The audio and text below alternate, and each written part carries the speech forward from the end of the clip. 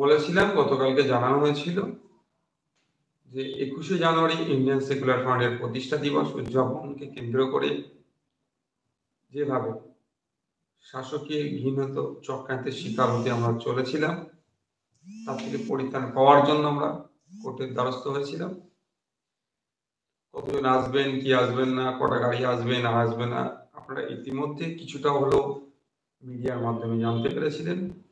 আমাদের official announcement বাকি ছিল, যদিও একটা নোটিশ আকারে আপনাদেরকে পৌঁছানো হয়েছিল। তো আমরা সে বিষয়টাই আজকে একটু বিস্তারিত বলতে চাই। ব্যাপারটা হচ্ছে, তৃণমূল কংগ্রেস কোনোভাবেই চাইছে না আইএসএফ কলকাতার রাজপথে মিটিং মিছিল করুক, লাখো লাখো মানুষজন আসবে আইএসএফ এর মিটিং মিছিলে। এটা কোনোভাবেই তৃণমূল কংগ্রেস চাইছে না। সেই জন্য তার ক্ষমতার সর্বোচ্চ লাগিয়ে আমাদের প্রোগ্রামকে বানচাল করার অপচেষ্টা চালিয়েছিল। কিন্তু কলকাতার হাইকোর্টের বিচারপতিরা তাদের ব্যাপারটা কিছুটা হলেও হয়তো অনুধাবন করতে পেরেছে। সিঙ্গেল বেঞ্চে আমাদেরকে প্রোগ্রামের রেস্ট্রিকশন দিয়ে কিছু সংখ্যা ঠিকঠাক করে দেওয়ার পরেও ভিক্টোরিয়া হাউসের সামনে করার জন্য বলেছিল। তারপরে এই রায়কে চ্যালেঞ্জ করে রাজ্য সরকার ডিভিশন বেঞ্চে গিয়েছে। মানে এদের লক্ষ্য একটাই ছিল যে আমাদেরকে প্রোগ্রাম করতে দেবে না কলকাতাতে। অবশেষে আমাদের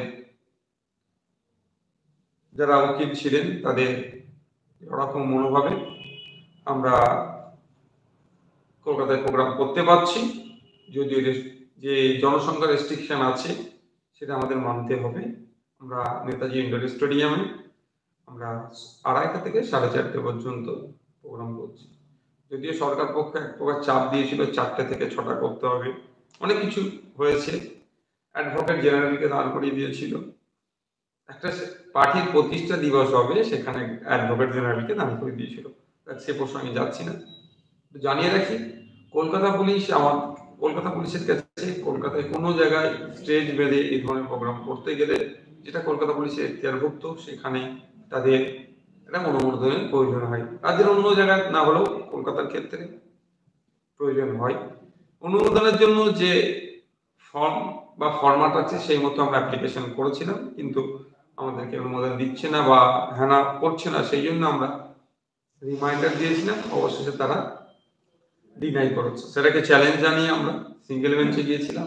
সিঙ্গেল বেঞ্চের পক্ষ থেকে কিছু নির্দেশিকা দিয়েছিল, গাইডলাইন দিয়েছিল, গাড়ির সংখ্যা, জনগণের সংখ্যা দিয়েছিল, সেটাকে আমরা মেনে নিয়েছিলাম। তবে ডিভিশন বেঞ্চে রাজ্য সরকার যায়, ডিভিশন বেঞ্চে গিয়ে আপনার সেই গাড়ির সংখ্যা এবং জনসংখ্যা লিমিটেশন রেখেই ওটা নেতাজি ইন্ডোর স্টেডিয়ামে দিয়েছি। নেতাজি ইন্ডোর স্টেডিয়াম একটা ঐতিহাসিক জায়গা। আমাদের দীর্ঘদিনের একটা ইচ্ছে ছিল যে নেতাজি ইন্ডোর স্টেডিয়ামে আমরা প্রোগ্রাম করব। তবে হ্যাঁ, 1000 লোককে নিয়ে নয়, ওখানে প্রায় 12,000-এর ক্যাপাসিটি আছে। কিন্তু এত ভাড়া ওখানে, বা আমরা যখনই যাই সেই অর্থে আমাদেরকে ওখানে অ্যালাউ করে না। প্রোগ্রাম হয়েছে অনেক রকম থাকে, পেন্সিল বুকিং ও নিলেও সেই রকম ঠিকঠাক হয় না। ফলে একটা কিন্তু কোর্ট অর্ডারে আমরা নেতাজি ইন্ডোর স্টেডিয়ামটা পাচ্ছি, যেটা প্রায় 4.5-5 লাখ টাকা শুনেছি নাকি ভাড়া নেয়। সেটা একদমই বিনামূল্যে আমরা পাচ্ছি। এটা আমাদের একটা বড় জয়, যে দীর্ঘদিনের একটা আশা ছিল নেতাজি ইন্ডোর স্টেডিয়ামে আমরা আইএসএফ এর প্রোগ্রাম করব। সরকারি প্রতিষ্ঠানগুলোকে তো কুক্ষিগত করে রেখে দিয়েছে তৃণমূল কংগ্রেস। আইএসএফ এর প্রোগ্রাম দেখলে অনেক ক্ষেত্রে বাতিল করে দেয়, যাই না। তো এটা কোর্টের কাছ থেকে মাধ্যমে আমরা পেয়েছি, কোর্ট অর্ডার করেছে বলেই আমরা পেয়েছি, তাও আর বিনামূল্যে। এটা আমাদের জন্য একটা বড় পাওনা। সে বিষয় থেকে সরে আসি। আগামীকাল আমাদের পার্টির 4র্থ বার্ষিকী প্রতিষ্ঠা দিবস আমরা উদযাপন করব। যেহেতু একটা লিমিটেশন দিয়েছে, কোর্টের বাউদ্ধে আমরা কেউ নয়, সেই ক্ষেত্রে আমাদের কোর্টের অর্ডারকে আমাদের মান্যতা দিতে হবে। গাড়ির সংখ্যার লিমিটেশন আছে, অডিয়েন্স অর্থাৎ দর্শকেরও লিমিটেশন আছে। সেই জন্য আমি আপনাদের কাছে পার্টির পক্ষ থেকে কয়েকটা বিষয় রাখতে চাই। প্রথমত, আমরা কোর্টের অর্ডারকে কোনোভাবেই ভায়োলেট করতে পারি না। আমরা বিচার ব্যবস্থার দিকে মানুষকে এগিয়ে আসতে বলছি, ভরসা রাখতে বলছি। সুতরাং আমরা অক্ষরে অক্ষরে কলকাতা হাইকোর্টের প্রধান বিচারপতির বেঞ্চ যে অর্ডার দিয়েছেন সেটা আমরা পালন করবো বলে আমরা অঙ্গীকারবদ্ধ। সুতরাং যারা যেখান থেকে আসার চিন্তা ভাবনা করেছিলেন কলকাতাতে 21শে জানুয়ারি, আমরা জানি গ্রামে গঞ্জের থেকে মানুষ থেকে শহর পর্যন্ত লাখো লাখো মানুষ আসতেন। 21শে জুলাইকে ছাপিয়ে যেত। অমিত শাহ যে প্রোগ্রাম করেছিল রিসেন্ট বিজেপির প্রোগ্রাম, সেটাকেও ছাপিয়ে যেত। কলকাতার ভিক্টোরিয়ার সামনে একটা ঐতিহাসিক জনসমুদ্র, জনপ্লাবন তৈরি হতো। এটা রাজ্য সরকার বুঝতে পেরে তারা বন্ধ করার অনেক চেষ্টা করেছে। সেই জন্য লোক সংখ্যা বলেছে, অনেক প্রোগ্রামের কথা বলেছেন, অনেক কথা বলেছেন, সে বিতর্কে যাচ্ছি না। হ্যাঁ, যারা আসার জন্য 2 মাস 2.5 মাস ধরে প্রস্তুতি নিয়েছিলেন, মিটিং মিছিল করলেন, প্রস্তুতি মিছিল করলেন, ওয়াল পোস্টারিং করলেন, ওয়ালে লিখলেন, ব্যানার লাগালেন, গাড়ি ভাড়া করেছিলেন, সত্যি আমাদেরও খারাপ লাগছে। কিন্তু আইনের ঊর্ধ্বে আমরা কেউ নই। আর রাজনীতি একদিনের নয়, অনেক স্যাক্রিফাইস করতে হবে, অনেক ধৈর্য ধরতে হবে, নানান চড়াই উত্তরায়ের মধ্যে দিয়ে আমাদেরকে এগিয়ে যেতে হবে সব। আর এই পথ যে মসৃণ হবে এরকমও নয়, বা এই পথে সবসময় আবার কাটাও থাকবে এই ধরনেরও ব্যাপার না। চড়াই উত্তরায়ের মধ্যে আমাদের পার করতে হবে। তো যেটা বলছিলাম, যারা গাড়ি থেকে শুরু করে ট্রেনের টিকিট করেছেন, যাই করেছেন, সেগুলো সবাইকে অনুরোধ করছি আপনারা ক্যান্সেল করুন। আর আগামীকাল হয়তো আমাদের পার্টির পক্ষ থেকে কোনো এক প্রোগ্রামের আবার দিনক্ষণ ঘোষণা করা হবে, সেটা আপনারা অপেক্ষা করবেন। এই মিডিয়ার মাধ্যমে আপনারা জানতে পারবেন। আপনারা তাহলে আপনাদের যে গাড়িগুলো করেছিলেন সেগুলোকে ক্যান্সেল করুন। যারা দূর থেকে আসছেন, ট্রেনের টিকিট রিজার্ভ করেছিলেন, সেগুলোকে আপনাদের অনুরোধ করছি আপনারা ক্যান্সেল করুন। এর পরিবর্তে আপনারা আগামীকাল বুথে বুথে 21শে জানুয়ারি পার্টির প্রতিষ্ঠা দিবস উদযাপন করুন। বুথে বুথে পার্টির ফ্ল্যাগ হোস্টিং করুন, মিটিং করুন। আপনার কোথায় কোথায় পার্টির ফ্ল্যাগ হোস্টিং করবেন সেটা যেমন থাকলো, সাথে সাথে সেন্ট্রালি আমরা যে প্রোগ্রামটা ওই যেহেতু আমাদের লিমিটেশন করে দিয়েছে কোর্টের পক্ষ থেকে নেতাজি ইন্ডোর স্টেডিয়ামে, আমরা অবশ্যই 1000-এর নিচেই লক্ষ্যে রাখবো, 1000-এর মধ্যে যাবো না। তো ওটা লাইভ আমরা দেখাবো। আপনারাও বুথে বুথে এলাকায় এলাকায় ব্যবস্থা করুন। অনেক জায়গায় মনিটর দেয়, ব্লুটুথ টিভি দেয়, বা বিভিন্ন ভাবে যে পর্দার মাধ্যমে এই বক্তব্যটাকে এই চ্যানেলগুলোর মাধ্যমে আপনারা দেখানোর জন্য ব্যবস্থা করুন। কোথায় কিভাবে করবেন আপনাদের যে লোকাল নেতৃত্বরা আছে তাদের সাথে আলোচনা করেই আপনারা করবেন। কোন রকম বিশৃঙ্খলায় কেউ পা দেওয়ার প্রয়োজন নেই। আমাদের পার্টি সমাজ ব্যবস্থা পরিবর্তনের জন্য রাজনীতির ময়দানে এসেছে, হিংসা বিদ্বেষকে মুছে দেওয়ার জন্য রাজনীতির ময়দানে এসেছে।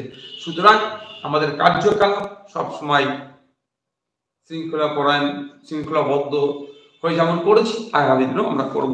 তাই আপনাদের কাছে অনুরোধ, আগামীকাল আপনারা যে যার এলাকাতে পার্টির ফ্ল্যাগ হোস্টিং করবেন, পার্টির পতাকা উত্তোলন করবেন। সাথে সাথে আমাদের রাজ্য কমিটির পক্ষ থেকে বা আমরা যে প্রোগ্রাম নিচ্ছি, যে 1000-এর নিচে লোককে নিয়ে আমরা প্রোগ্রাম করব নেতাজি ইন্ডোর স্টেডিয়াম থেকে, ওখান থেকে যে বক্তব্য আমরা দেব আপনারা আপনাদের বুথে সেটা টিভিতে হোক, পর্দার মাধ্যমে হোক, সাধারণ মানুষকে দেখার ব্যবস্থা করুন।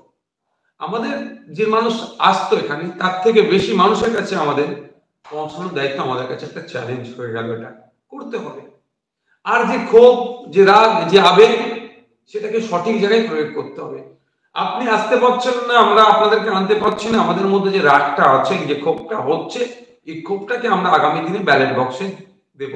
শুধু আমি আপনি দেব না, আমি আপনি আসতে পারছি না, যেমন আমার আপনার মনের মধ্যে ক্ষোভের সঞ্চয় হচ্ছে, এই ক্ষোভটাকে আরো 10টা মানুষের মধ্যে দিয়ে ওই 10টা ভোটও যেটা তৃণমূলের কাছে যেত বুথে, সেই 10টা ভোটকেও আজকে আমরা তৃণমূলের বিপক্ষে নিয়ে আসবো, আইএসএফ এর পক্ষে নিয়ে যাব। এই কাজটা আমাদেরকে করতে হবে। পরবর্তী কর্মসূচি কোথায় কি হবে আপনাদেরকে আমরা খুবই তাড়াতাড়ি জানাচ্ছি, আগামীকালও আমরা জানাতে পারবো।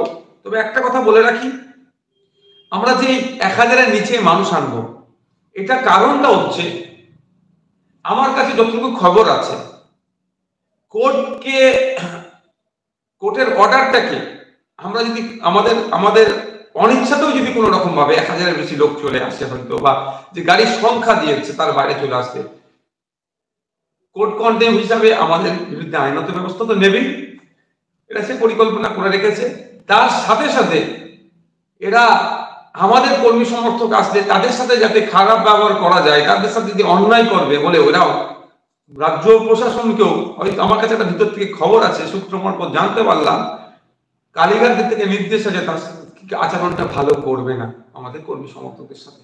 সুতরাং আমাদের কর্মী সমর্থক, আমাদের আবেগ, আমাদের ভালোবাসা, আমাদের কর্মীর ঊর্ধ্বে আমরা কাউকে প্রাধান্য দিনে আমাদের সবার ঊর্ধ্বে আমাদের কর্মীদের কথা ভাবি, সেটা আমাদেরকে মাথায় রাখতে হচ্ছে। গত বছর যেভাবে আমাদের কর্মীদেরকে অত্যাচার করা ছিল, আমাদেরকে জেলে রেখেছিল, পুলিশ একটা শান্তিপূর্ণ নিরস্ত্র মিটিংকে যেভাবে বানচাল করেছিল, তো এই আগামীকালেরও একটা তারা ওই ধরনের প্রোগ্রাম, ওই ধরনের মন মানসিকতা করে রেখেছে বলে আমার কাছে সূত্র মারফত খবর এলো, আমাদের কাছে সূত্র মারফত আমরা জানতে পারলাম যে এই ধরনের একটা হতে পারে। সেই জন্য আমাদের মাথায় রাখতে হচ্ছে। তাই অনুরোধ করবো আপনারা কেউ আগামীকাল কলকাতায় আসবেন না। আমাদের রাজ্য কমিটির পক্ষ থেকে সিলেক্টেড জায়গা থেকে কিছু কিছু লোক নিয়ে এসে 1000 জনের কমে আমরা প্রোগ্রাম করব, এটা রাজ্য কমিটির দায়িত্ব আছে। সুতরাং রাজ্য কমিটি যেখান থেকে যাদেরকে বলবেন তারা ছাড়া অন্য কেউ আপনারা আসবেন না।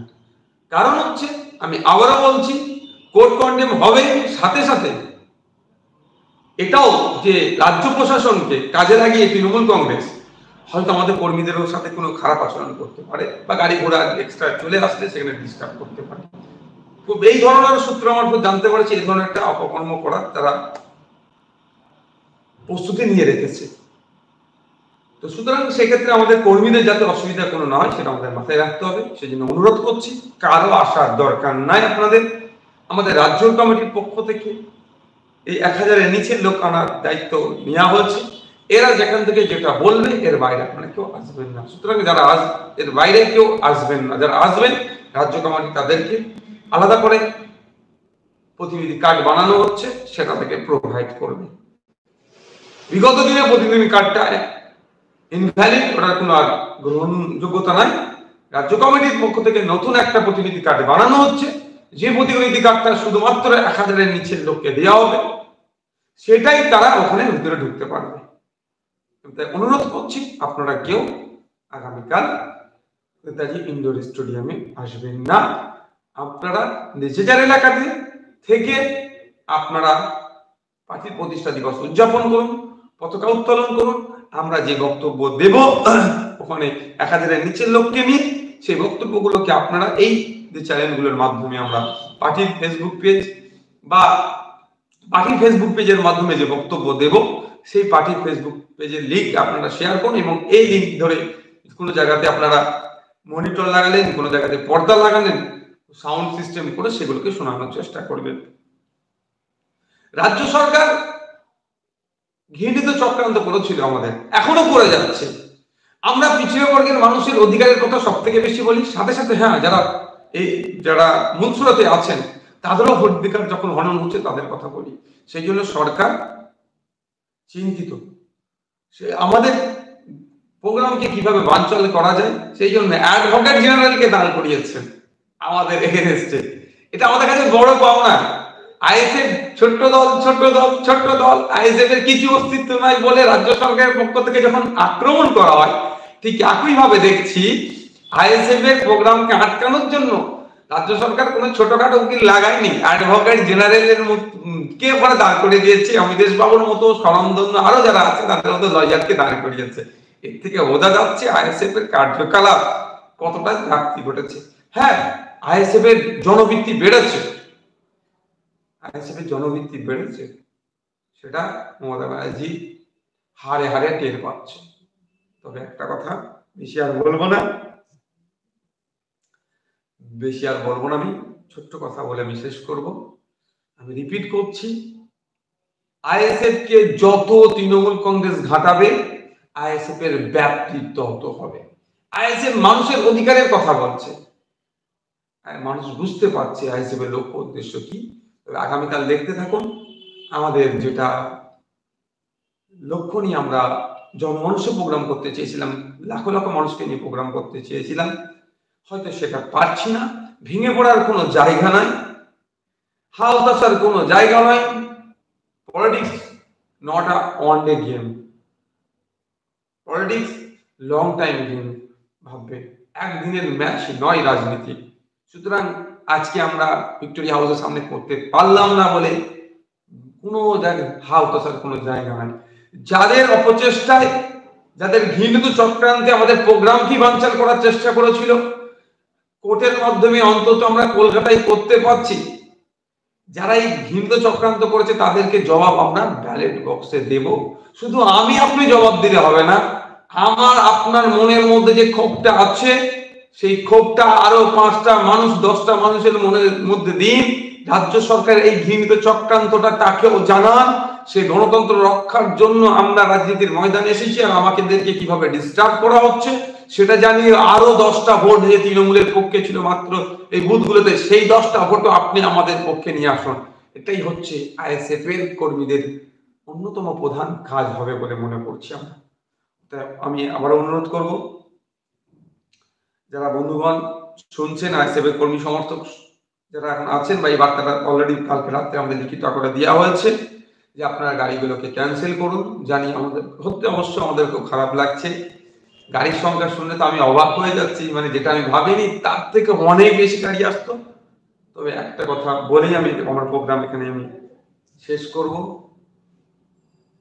মমতা ব্যানার্জি মনে করেছে ভিক্টোরিয়া হাউস সামনে জায়গাটা তাদের পৈতৃক সম্পত্তি, তাদের নিজস্ব সম্পত্তি। এই দম্ভ আইএসএফ আর ভাঙবে ভাঙবে ভাঙবে, প্রস্তুত থাকুন। এই দম্ভ ভাঙবো, আপনাদেরকে সাথে নিয়ে ওই জায়গাতে ভিক্টোরিয়া হাউসের সামনে আবার আমরা প্রোগ্রাম করব, তারও প্রস্তুতি আপনারা থাকুন। ধন্যবাদ। আগামীকাল আমাদের বক্তব্য আপনারা মিডিয়ার মাধ্যমে জানতে পারবেন। আমাদের ইন্ডিয়ান সেকুলার ফ্রন্টের অফিসিয়াল যে পলিটিক পেজ আছে, পেজের মাধ্যমে আমরা সম্প্রসারিত করব।